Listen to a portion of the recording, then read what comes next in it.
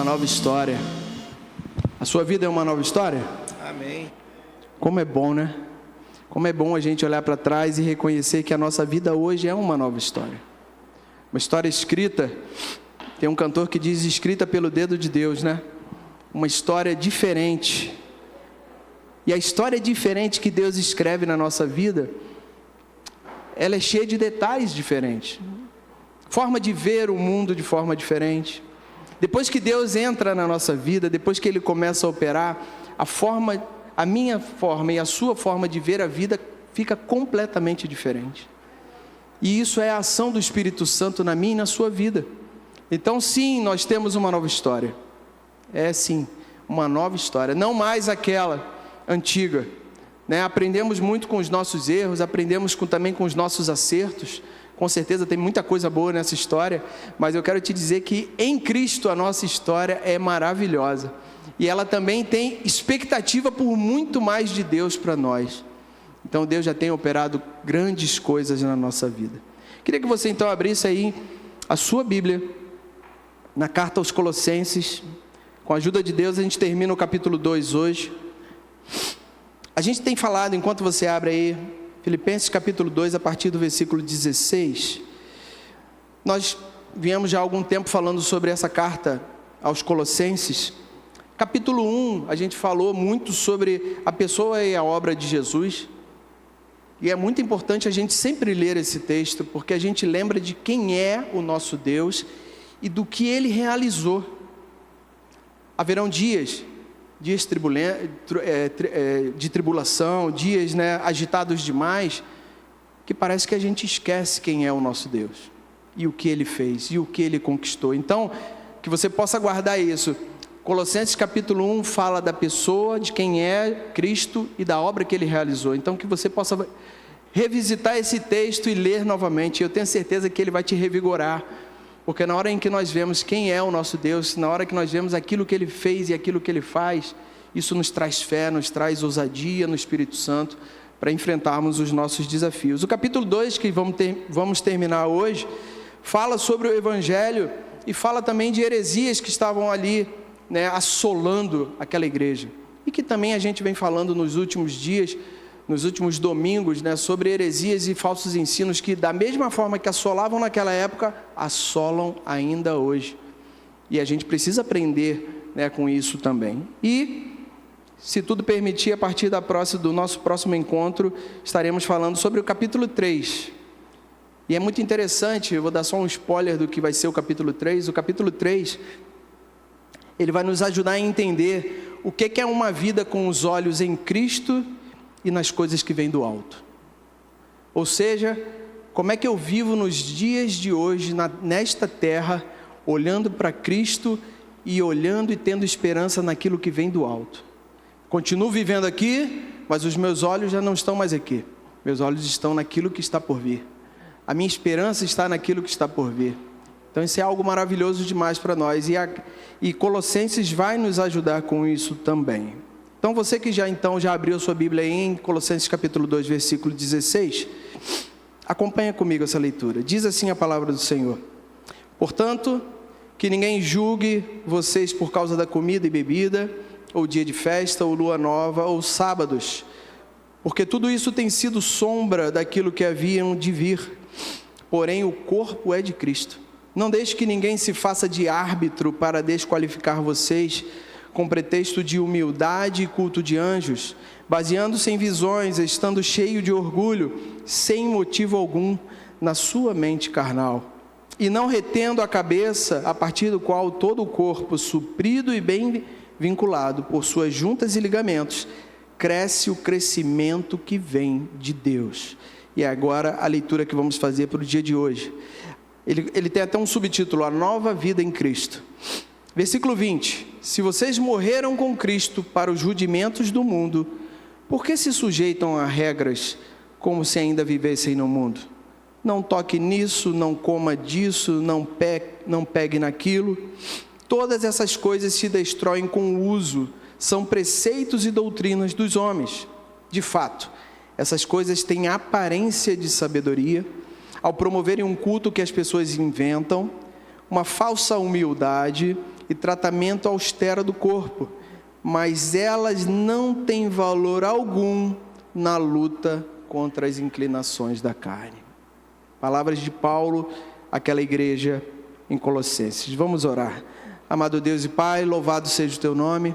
Te agradecemos mais uma vez pela Tua palavra, palavra essa que fala aos nossos corações, palavra que nos direciona como uma bússola, que diz o caminho que devemos seguir, nos orienta em meio a muitas vezes em meio a um clima desfavorável. Essa palavra nos direciona, nos ensina o caminho certo. Então te pedimos, Senhor, que nessa noite não seja diferente, que os nossos corações estejam, Deus, atentos à Tua palavra e que, Pai, eu te peço, que não sejam as minhas palavras, mas que o Teu Espírito Santo possa sondar corações, trazendo entendimento, clareza daquilo que estamos falando nessa noite. Te agradeço desde já por tudo que Tu já fez e por tudo que fará nessa noite, em nosso meio, em nome de Jesus. Amém e amém. Viemos falando nas últimas semanas sobre algumas heresias, né? Falamos sobre legalismo, falamos sobre misticismo, e nessa noite vamos falar sobre a última, mas eu quero que você possa ter em mente que tudo isso que nós falamos, que talvez você tenha falado assim, mas o que isso me afeta na vida prática? São coisas construídas pelo coração humano, são regras, situações construídas pelos homens, muitas vezes para manipular pessoas e tudo mais, mas desde que a gente começou a falar do legalismo, falamos do misticismo e vamos falar hoje sobre a terceira, que é o ascetismo, todas elas não têm condição de mudar a nossa realidade. São regras estabelecidas que cuidam muito bem daquilo que aparece externamente, tipo, vou te dar um exemplo, olha, é uma regra, e eu não estou falando do terno, mas tem que usar tal vestimenta, porque se você não usar tal vestimenta, você não está na presença de Deus, ou você não vai viver aquilo que Deus tem para a sua vida. Primeira coisa que a gente deve fazer com esse tipo de informação é buscar na palavra de Deus se existe um embasamento bíblico para isso. E a gente vem vendo o que acontecia naquela igreja de Colossos. Eles falavam daquilo que deveria se comer ou beber, daquilo como deveria se vestir, exatamente criando, né, situações, vocês são inferiores porque vocês não têm visões, e uma série de outras coisas que nós já falamos nas semanas que passaram. Mas eu quero que você entenda que Paulo, ele combatia tudo isso dizendo que o Senhor Jesus era o mais importante. Não as condições que o coração humano determina, não as regras que os homens cheios de pompa ou cheios da sua religiosidade determinam. Eu quero dizer para você que quando alguém perguntasse para você, qual é a sua religião? Que você fala assim, eu sou um filho de Deus, eu sou cristão. Religiosidade não salva ninguém, meu irmão. O que salva é Cristo. O que salva é uma vida de relacionamento com Cristo. Eu já falei nas semanas que passaram aqui, me veio à memória agora, eu vou citar mais uma vez, que um certo pastor pregando, ele dizia assim, que haverá aquele dia em que o Senhor voltará, e aquelas pessoas estarão ali na sua frente, e para alguns ele vai dizer, entre no gozo do Senhor, né? Bendito de meu Pai. Agora, para outros ele fala, não vos conheço. E aí esses vão dizer, mas como não conhece? Eu não pregava, eu não visitava, eu não fazia isso, aquilo outro, eu fiz tantos anos. E o Senhor vai dizer, eu não vos conheço. Porque não é fazer coisas que vai nos aproximar de Deus. Automaticamente, e o Lucas falava hoje pela manhã, que quando nós somos atingidos pela misericórdia e pela graça do Senhor, automaticamente a nossa vida é transformada, uma nova história passa a se cumprir, as nossas obras são diferentes, e aí automaticamente nós vamos fazer coisas diferentes e vamos fazer para o Senhor. Então as obras, eu não estou falando mal das obras, mas eu estou falando que não são as obras que vão transformar o nosso coração. Não, quem vai transformar o nosso coração é Cristo.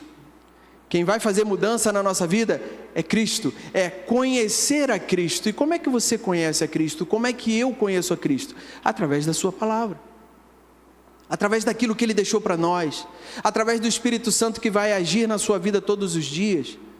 Você pode dizer, ou eu vou fazer uma pergunta e você vai pensar e não precisa responder. Você tem percebido a transformação do Espírito Santo na sua vida? Você tem percebido? O Espírito Santo ele está agindo todo dia na nossa vida. Quando nós buscamos, quando nós nos alimentamos daquilo que é espiritual, o Espírito Santo vai agindo na nossa vida. Você tem percebido na sua vida, no seu dia a dia, transformação feita pelo Espírito Santo? As suas atitudes estão refletindo o agir do Espírito Santo na sua vida? Se essa pergunta tem uma resposta sim, é porque ele tem agido e você tem buscado, e você tem, dia após dia, buscado cada vez mais. Então falamos semana passada sobre misticismo, falamos de cultos com muita emoção, falamos de culto com muito sobrenatural, falamos de cultos com luzes, com uma série de coisas. Que assim, nós temos luzes aqui, né? Temos o som, temos a banda ali, o pessoal dá uma animada, né? Dependendo do hino. Não tem nada de errado nisso. Agora, isso não pode ser o motivo do meu louvor. As luzes, eu não vou entrar aqui e vou falar assim, hoje o culto não foi bom não, porque não ligaram as luzes. Então foi meio assim, mais ou menos. Quero te dizer, talvez você já tenha entrado por aquela porta e já tenha vivido muitas experiências diferentes. Eu vou começar a te dizer assim, talvez você entrou por aquela porta num dia em que, ao entrar nesse lugar, você percebeu a presença de Deus de imediato. E aí você participou do louvor e você derramou seu coração, você rasgou seu coração, e você sentiu uma presença que há muito tempo você não sentia. E você saiu daqui carregando algo muito especial da parte de Deus nesse dia. Mas também houveram dias que você passou por aquela porta, entrou quase que automaticamente, sentou no mesmo lugar que você costuma sentar. O pastor pregou, o ministério de louvor ministrou, e você estava assim, que mesmo que eu vou ter que fazer daqui a pouco? Eu não sei o que está acontecendo, eu vou ter que sair daqui, ainda vou ter que fazer. O pastor, amém, irmãos? Daqui a pouco, às vezes o pastor André fazia isso, até hoje não faz muito, mas ele fazia um amém, irmão, totalmente contrário àquilo que ele estava falando, e aí sempre tinha um perdido lá dentro, amém, aí só ele sozinho na igreja, lembra? É porque ele estava completamente desligado daquilo que estava acontecendo aqui. Talvez você já tenha vivido essas duas experiências, mas eu quero dizer para você, que não é as luzes, a emoção, não é uma música especialmente melosa para você se emocionar, que vai transformar a sua vida. Aquela igreja lá, Paulo estava combatendo aquelas heresias, uma após a outra, para dizer que o que transforma a vida do crente é relacionamento com Deus. Quer ser transformado, quer ser melhor, quer estar mais íntimo, busca Deus, busca Cristo. Então, eu quero falar hoje sobre a terceira heresia, que era o ascetismo. Só para você entender, o ascetismo ele se caracterizava por aqueles falsos mestres diziam que aquelas pessoas deveriam fazer a abstinência de alimentos, prática de autoflagelação, se autopunir, deixar de comer. Em alguns casos, na Idade Média, algumas práticas como essa, falava-se de se flagelar, passar dias ou até anos sem falar, ficar sem dormir, usar vestes muito simples, dormir em camas duras. Tudo isso, regras criadas pelo coração dos homens. E o pior de tudo, e a gente vai entender isso no decorrer dessa explanação, que Paulo ressalta que nada dessas práticas era suficiente para transformar a natureza pecaminosa que está aqui dentro. Nada. Fazer essas coisas, olha, eu estou aí num propósito de que eu vou dormir numa cama bem dura durante um mês para eu poder mortificar bastante a minha carne e estar mais próximo de Deus. Essa prática não garantia isso. Mas era pregada como se garantisse, era pregada como era ensinada, como se para que aqueles crentes daquela igreja pudessem ter uma vida mais próxima de Deus, era necessário que eles se autoflagelassem, que eles se punissem para alcançar isso. Quando foi que Jesus ensinou isso? Nunca. Pelo contrário, o Senhor, Ele queria que eu e você pudéssemos ter o nosso coração inteiro na mão dEle. E aí sim a transformação começa a acontecer. Não é o cumprimento de uma série de práticas, como essas que eu falei aqui, que iriam garantir transformação na vida daqueles homens. Então Paulo, após combater o legalismo, o misticismo, ele começa a combater essa terceira heresia, que era o ascetismo, esse autoflagelo, essa autopunição, com uma pergunta. E eu queria que você deixasse a sua Bíblia aberta aí no versículo 20. Ele começa dizendo, ainda no combate a essa heresia, ele começa com essa pergunta, que também é uma afirmação. Ele diz assim: se vocês morreram com Cristo para os rudimentos do mundo, por que se sujeitam a regras como se ainda vivessem no mundo? Vou repetir. Se vocês morreram com Cristo para os rudimentos do mundo, por que se sujeitam a regras como se ainda vivessem no mundo? O início é uma afirmação. Se vocês morreram com Cristo para os rudimentos do mundo, ele está dizendo, ele está afirmando. Eu quero fazer a primeira pergunta nessa noite para você. Você considera ter morrido para as coisas desse mundo? Responde aí no seu coração. Você considera ter morrido para as coisas desse mundo? Pensa aí. Vou fazer a segunda pergunta. Você ainda se vê dividido entre dois caminhos? Pensa aí. Primeira pergunta então foi: você considera ter morrido para as coisas desse mundo? A segunda foi: você ainda se vê dividido entre dois caminhos? Há momentos em que você fala assim: ai meu Deus, e agora? O que é que eu vou fazer?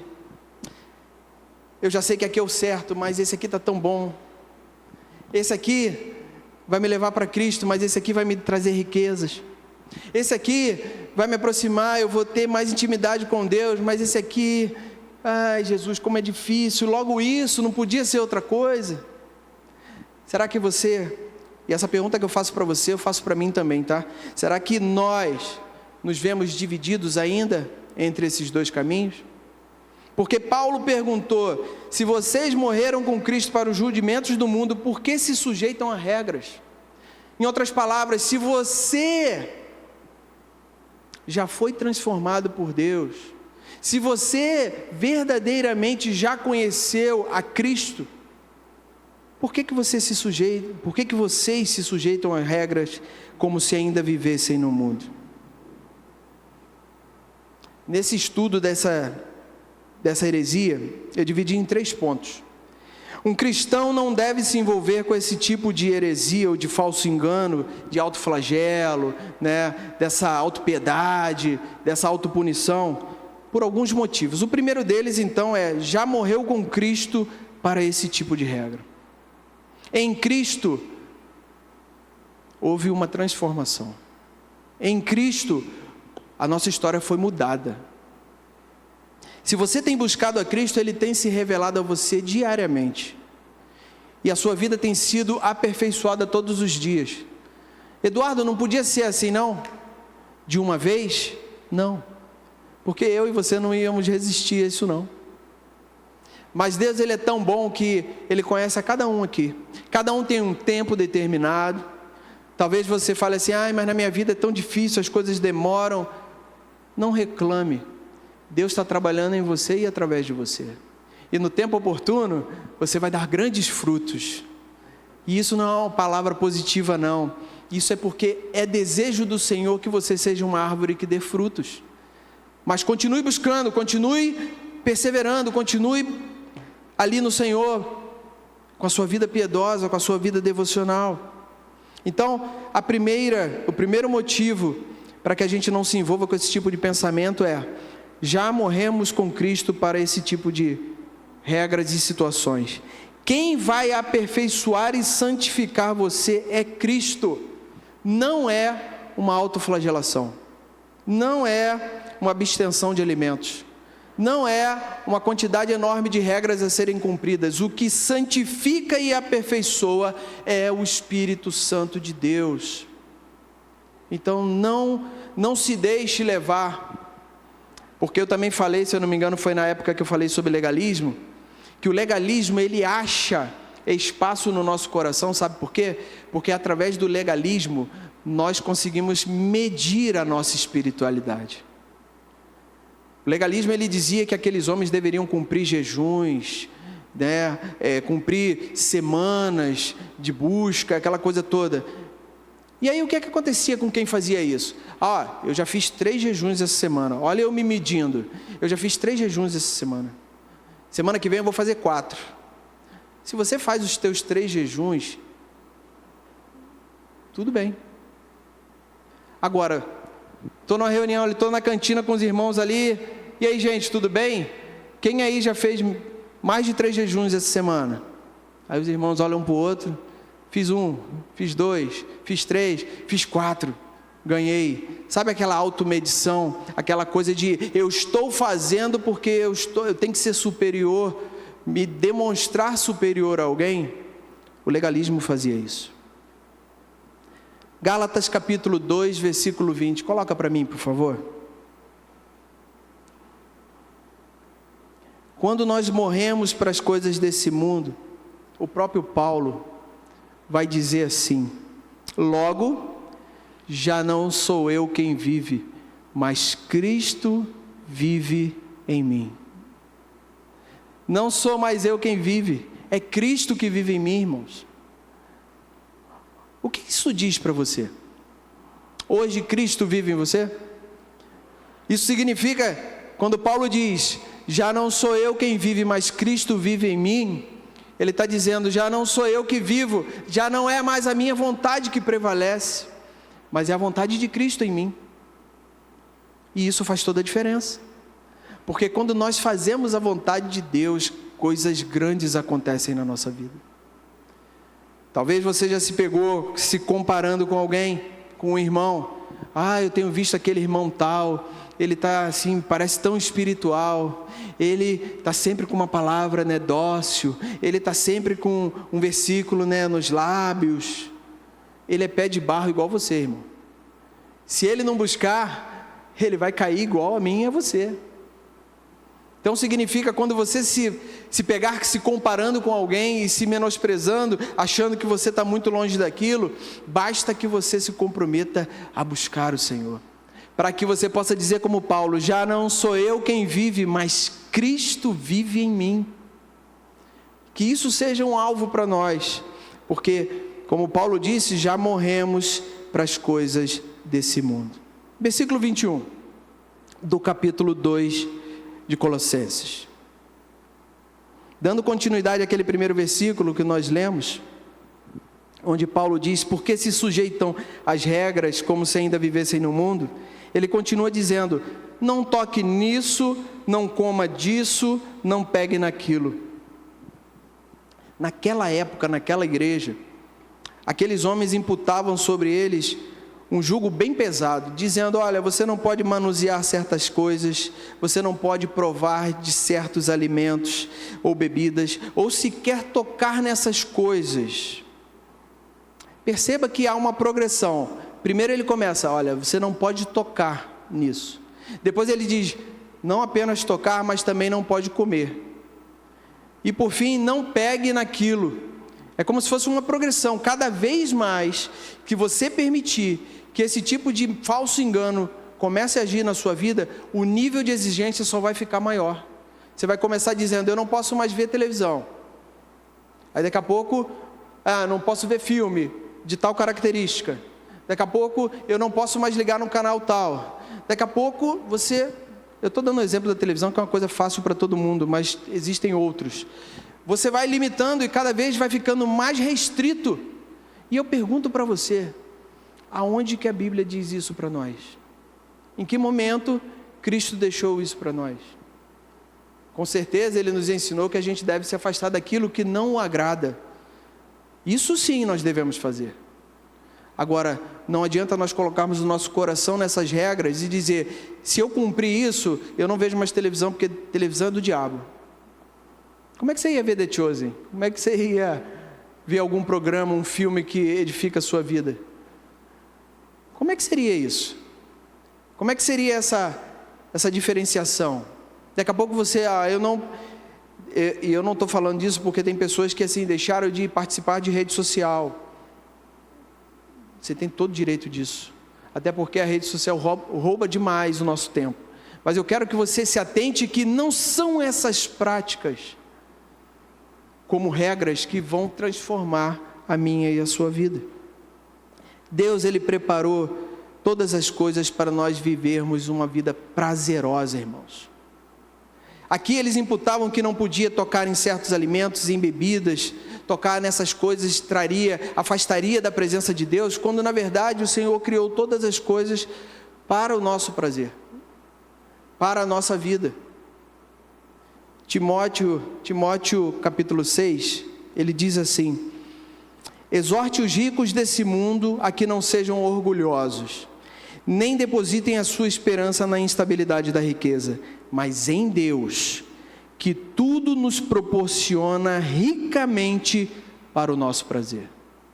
Uma vida em Deus, uma vida plena em Cristo, você vai ser completamente saciado de tudo que você precisa. E se você precisar também de uma vida abençoada financeiramente, Ele pode te dar. Você crê nisso? Você crê?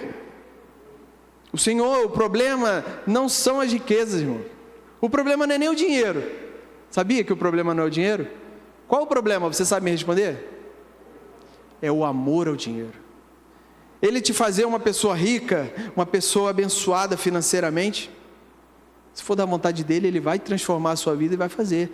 O problema é a nossa forma de lidar com o dinheiro, com as riquezas. Esse sim é o problema. Segundo ponto. O segundo ponto também que a gente deve se atentar, para a gente não cair nesses falsos ensinos, de se envolver nessas práticas, importa mais o que está no nosso coração do que está exteriormente aparente.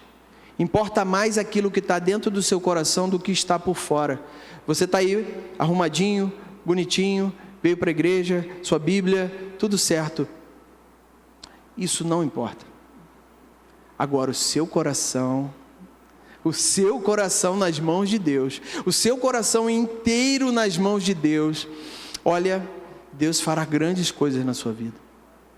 Por isso que quando a gente se converte, por isso que a gente quando tem um encontro com Cristo, a gente precisa completamente a nossa vida. Pastor André fala diversas vezes que a gente não deve ser 80%. 80% não serve. Então vamos negociar, Eduardo, 85%. Não serve. 90%, e a gente não fala mais nisso, também não serve. 95%, Eduardo, já estou dando demais, não dá para entregar mais do que isso. Não serve. Somente 100% serve. Sabe por quê? Se você entregar 95%, você vai viver uma vida cristã que tem aparência de vida cristã, tem cheiro de vida cristã, tem cor de vida cristã, mas você não vai viver a totalidade da vida que Deus conquistou para você. Você precisa entregar 100% do seu coração para que Deus possa fazer aquilo que é o propósito dele na sua vida. Muitos de nós às vezes passamos anos sem entender por que as coisas não acontecem na nossa vida. E aí lá na frente, depois de muito tempo perdido, quando a gente permite que Deus fale ao nosso coração, o Espírito Santo revela para a gente que a gente viveu uma vida superficial, bem rasa na presença de Deus por muito tempo, e Deus queria realizar grandes coisas, mas existiam empecilhos, que esses empecilhos estavam na minha e na sua vontade. Quando eu pego a minha vontade e coloco na frente da vontade de Deus, isso impede que Deus realize grandes coisas na minha e na sua vida. Então pensa aí, será que tem alguma coisa na sua vida que você está colocando na frente da vontade de Deus para a sua vida? Quando nós temos um encontro com Cristo, quando nós temos uma vida com Deus, não tem jeito, irmãos, a gente tem que crer, a gente precisa crer que daí para frente tudo o que acontecerá na nossa vida tem a mão de Deus, nas coisas boas e naquelas que também não são tão boas assim. A gente não pode viver mais achando que foi coincidência. Essa situação que eu passei foi uma coincidência. Foi não, irmão. Se a sua vida está completamente na mão de Deus, não foi coincidência. A nossa vida tem propósito. Você sabe qual é o propósito da sua vida? Você já perguntou para Deus qual é o propósito da sua vida na sua oração?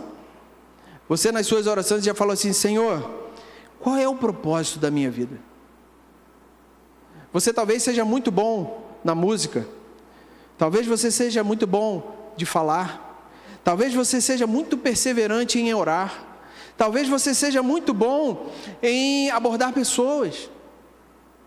E você acha que essa capacidade que Deus deu para você é para quê? Para quê? Por que assim, todo mundo tem uma característica forte, né? Qual é a sua característica forte? Pensa aí. Pensou? Então, por que você acha que Deus te fez assim? Ele te fez assim exatamente para que você possa pegar essa característica forte que há em você e colocar à disposição, para que o propósito de Deus se cumpra. Você imaginou se todos aqui fossem músicos e ninguém cantasse? Você já pensou se todos pregassem e ninguém tocasse? Você já pensou se todos orassem, mas ninguém tivesse o dom ou a aptidão de abordar pessoas? Como seria o corpo de Cristo? O corpo de Cristo é diverso, porque existem características diferentes em cada um de nós, para que o propósito de Deus se cumpra. Então eu quero te lembrar que importa mais o interior do que o exterior. Exatamente isso era o que Paulo estava falando para eles. Por exemplo, versículo 22 do capítulo 2. Olha o que ele diz: todas essas coisas se destroem com o uso, são preceitos e doutrinas dos homens. Assim como no legalismo, eles estavam mais preocupados com aquilo que entrava pela boca. Isso não pode comer porque isso aí desagrada a Deus. Eles estavam mais preocupados com aquilo que entrava pela boca do que daquilo que saía do nosso coração. E Jesus vai dizer que não é o que entra pela boca que contamina o homem, mas o que sai da nossa boca é o que contamina o homem. Como tem sido os nossos lábios? A nossa boca tem sido fonte de quê? Que tipo de palavras tem saído dos nossos lábios? O que tem? Pastor Hélio, eu lembro que ele falava muitas vezes assim, que a boca fala do que o coração está cheio. Lembra disso? Exatamente. A nossa boca tem falado o quê? Porque o que ela tem falado está representando aquilo que está no nosso coração. Se a nossa boca prefere maldizer, amaldiçoar, tem algo errado com o nosso coração. Agora, se a nossa boca tem abençoado, se a nossa boca tem proclamado, se a nossa boca tem sido uma boca grata a Deus, é sinal de que o nosso coração está bem. Se a nossa boca tem a palavra de Deus, é sinal de que o nosso coração também tem a palavra do Senhor. Se a nossa boca é a boca que abençoa o nosso irmão, mesmo quando a gente está muito destruído, já teve dias de você estar assim, olha, você já se pegou falando, conversando com alguém, falando para essa pessoa uma palavra de coragem, uma palavra de fé, uma palavra de ousadia. Não, vai lá, vai dar tudo certo, vamos lá, vamos orar e tal. E aí daqui a pouco, no meio daquilo que você está falando, você lembra: meu Deus, mas como é que eu estou falando isso se eu estou destruído? Se eu estou envolvido num problema enorme, como é que eu estou falando isso? Como é que eu não estou pondo isso em prática na minha própria vida? Meu irmão e minha irmã, cuide do seu coração. A fonte dos desejos, das vontades é o seu coração, e ele precisa ser cuidado. Tiago capítulo 4, versículo 1 diz assim: de onde procedem as guerras e brigas que há entre vocês? De onde, se não dos prazeres que estão em conflito dentro de vocês? E eu queria que você pudesse chamar a atenção para essa palavra, conflito.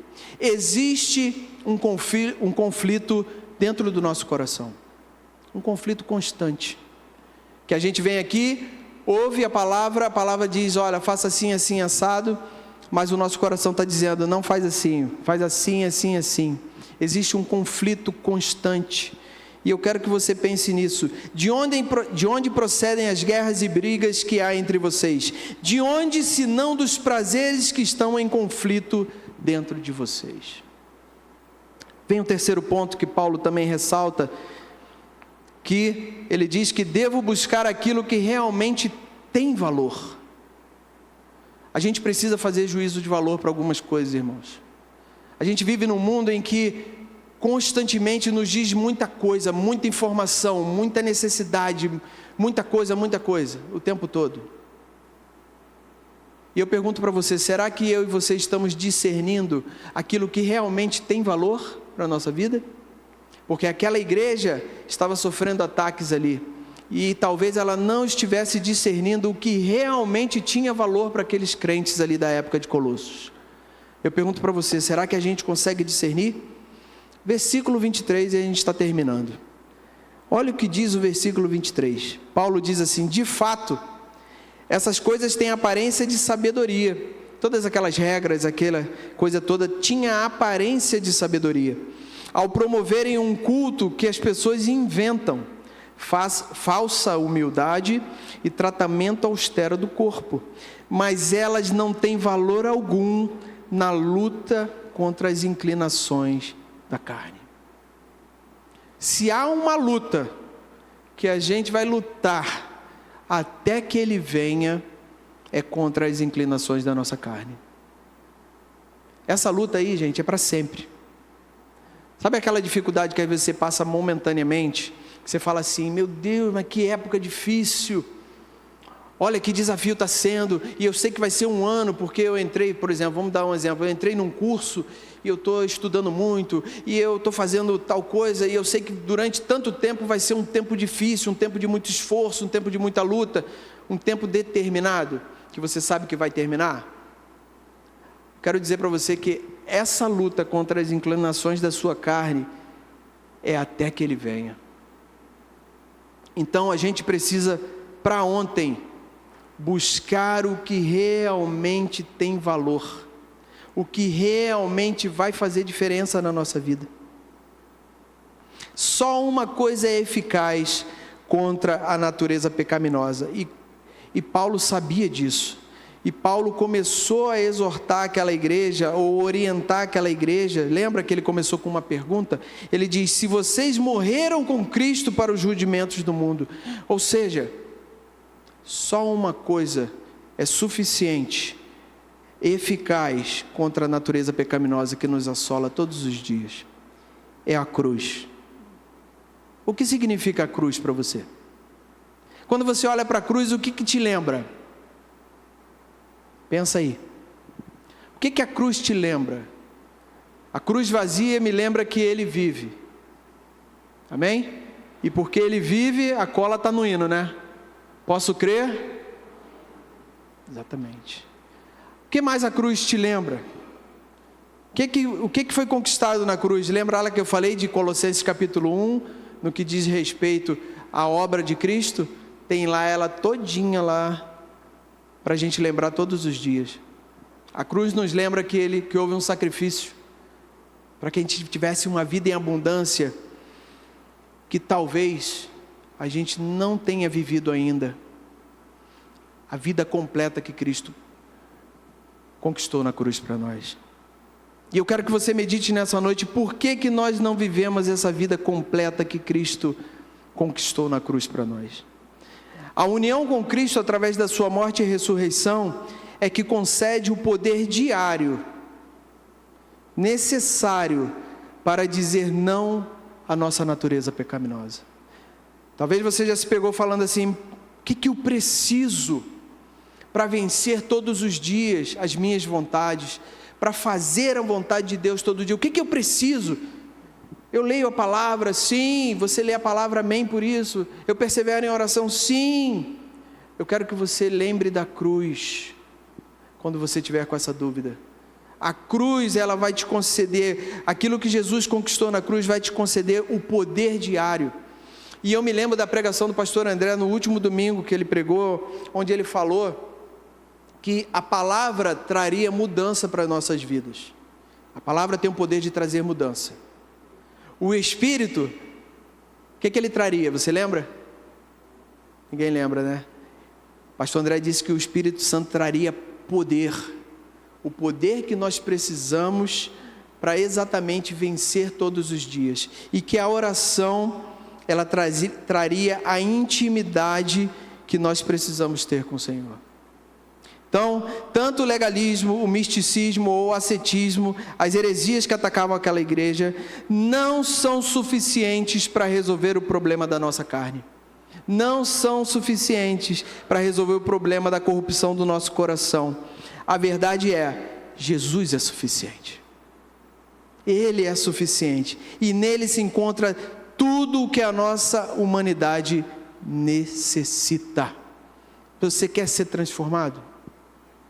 É em Jesus que você vai buscar. Não é em regras criadas por mentes humanas. Não é em quantidade de coisas. Eu posso ler a Bíblia inteira e não sentir a presença de Deus. Se talvez você leu a Bíblia antes de ter um encontro com Cristo, você foi mais uma pessoa que disse assim: eu li a Bíblia, mas eu nunca entendi esse livro. Todo mundo fala que a Bíblia é a palavra de Deus, eu lia e não entendia, né? Talvez você já teve uma experiência assim? Talvez você lembra de pessoas que falavam assim: eu li a Bíblia e eu não entendia, por isso que eu deixava de lado, eu não conseguia ler. Cristo entrou na sua vida, o Espírito Santo de Deus habita em você. Amém? Você é santuário do Espírito Santo? Amém. A partir de então, você vai ler a Bíblia e a Bíblia quase que salta das páginas, as palavras saltam da página e falam com você. Isso acontece? Sabe por quê? As coisas espirituais se discernem espiritualmente. Você, cheio do Espírito Santo, você lê a palavra e Deus fala com você através da palavra.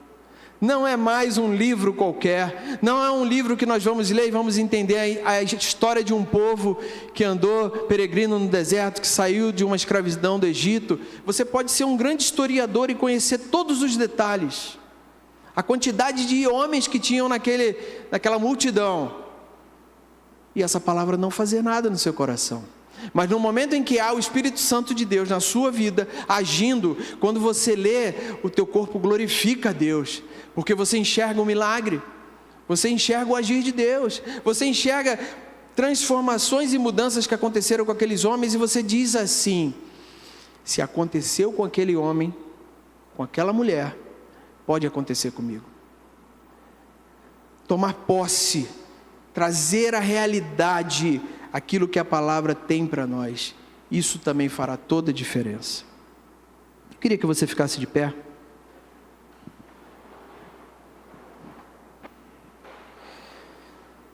Queria que você fechasse seus olhos aí onde você está. Falar de heresias, de falsos ensinos, não é muito fácil, porque graças a Deus nós hoje vivemos em uma igreja que, graças a Deus, nós não vemos essas práticas, mas serve como um alerta para que a gente, ao nos alimentarmos na internet, nós possamos discernir aquilo que realmente é bom e o que não é bom para nós. Mas eu quero fazer algumas perguntas para você aí, de olhos fechados, cabeça curvada. Falar de heresias, falar de falsos ensinos, é falar sobre aquelas coisas que nos afastam de Cristo. E por isso, eu quero te perguntar: como é que está a sua vida em Cristo? Você o ama e vive para Ele todos os dias? Você tem tido comunhão com Ele? É a Ele que você recorre? Ou tem se distraído com uma religião baseada em regras, proibições, experiências, arrepios, emoção? Como tem sido isso para você? Você tem oportunidade nessa noite de sair diferente da forma que entrou aqui nesse lugar. Talvez, por falar desses assuntos aqui, você tenha parado e meditado: algumas coisas eu estou deixando para o lado. Eu estou preocupado com aquilo que o mundo pode me dar, ou aquilo que eu posso conquistar, mas eu tenho deixado coisas de lado. Eu quero te dizer que Jesus é suficiente. O Senhor é suficiente para a tua vida. Não há nada que você precise buscar fora de Cristo, não. A paz que você precisa vem dele, a alegria que você precisa vem dele. A palavra vai dizer que bem-aventurados, como diz lá nas bem-aventuranças, no início do Sermão do Monte, para ser um homem ou uma mulher feliz, tudo vem de Cristo. Como está a sua vida em Cristo? Eu vou te dar alguns minutos para que você medite nisso, e eu vou fazer uma oração.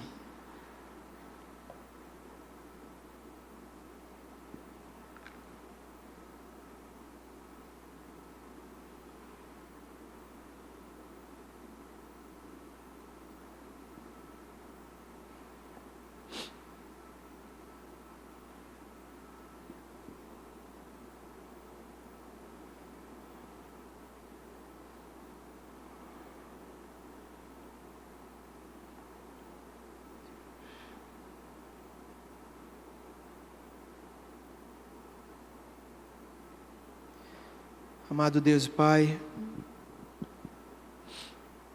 oh Deus, como é difícil se autoexaminar, como é difícil reconhecer, como é difícil fazer esse balanço. Mas Espírito Santo, eu te peço, nos ajuda nessa tarefa. Pai, que em nome de Jesus nós não possamos permitir que o dia a dia nos afaste de Ti, que práticas, pensamentos nos afastem de Ti. Pelo contrário, que possamos estar cada dia mais próximos de Ti. Oh Deus, que a nossa vida, se tinha algo que estava nos afastando, meu irmão, faça boas escolhas. Senhor, se tinham escolhas que nós estamos fazendo, que estão nos afastando de Ti, Pai, eu te peço em nome de Jesus, que nessa hora, Pai, nós possamos abandonar aquilo que não Te agrada, que nós possamos deixar de lado aquilo que não exalta o Teu nome, que nós possamos deixar de lado tudo aquilo que impede o agir e o fluir do Teu Espírito Santo na nossa vida. Pai santo e bendito, Tu tem coisas grandes e maravilhosas para nós, como vamos ver, se Tu permitir, a partir das próximas semanas. Oh Deus, a Tua palavra tem algo para nos ensinar a respeito de vivermos nesse mundo com os olhos em Ti, Senhor, vivermos nesse mundo com os olhos nos céus. Então, Pai querido e amado, nos ajuda agora, porque é necessário esse autoexame agora, para que nós possamos começar a meditar e enxergar de forma diferente daqui para frente. Pai querido e amado, vem de encontro aos nossos corações, aquele que derramou o seu coração nessa noite, reconhecendo que precisa transformação, mudança. Pai querido e amado, opera nesse coração em nome de Jesus. Se há alguma prática que precisamos deixar de lado, Senhor, nos dá força e coragem para isso, que nós possamos verdadeiramente abandonar, fazendo a melhor escolha, que é o Senhor. Fortalece-nos, Senhor, fortalece a nossa fé, não permita que o dia a dia possa literalmente nos engolir. Pelo contrário, que nós possamos escolher aquilo que realmente tem valor, e para nós o que tem valor é a Tua presença. Pai santo e bendito, eu Te agradeço, Pai, por aquilo que Tu começou nessa noite, por esse autoexame que começou aqui neste lugar. Eu Te peço que o Teu Espírito Santo continue falando aos nossos corações, e que possamos seguir para nossas casas pensando nisso. Pai querido e amado, eu Te agradeço. Pai, Te peço também por essa semana que se inicia, que a Tua boa mão seja sobre nós, que o Teu favor seja sobre nós, a Tua graça seja sobre nós. Leva-nos em paz e segurança aos nossos lares, guardados e protegidos, que possamos chegar em casa e encontrar a nossa casa guardada, protegida e em paz. Oh Deus, e que essa semana seja uma semana diferente, uma semana de meditação, uma semana de autoexame, uma semana, Deus, de busca por aquilo que realmente tem valor, que é o Senhor. Por tudo nós Te louvamos e Te agradecemos, meu Deus, em nome de Jesus. Que a graça do nosso Senhor Jesus, o amor de Deus, o nosso Pai, a comunhão e as consolações do Espírito Santo sejam sobre nós, Igreja do Senhor, não somente hoje, mas para todos sempre. E você que é a Igreja do Senhor, diga amém. Que Deus te abençoe rica e abundantemente. Os diáconos vão estar aqui à frente, caso você deseje uma oração. Você pode vir até aqui à frente. Que Deus te abençoe.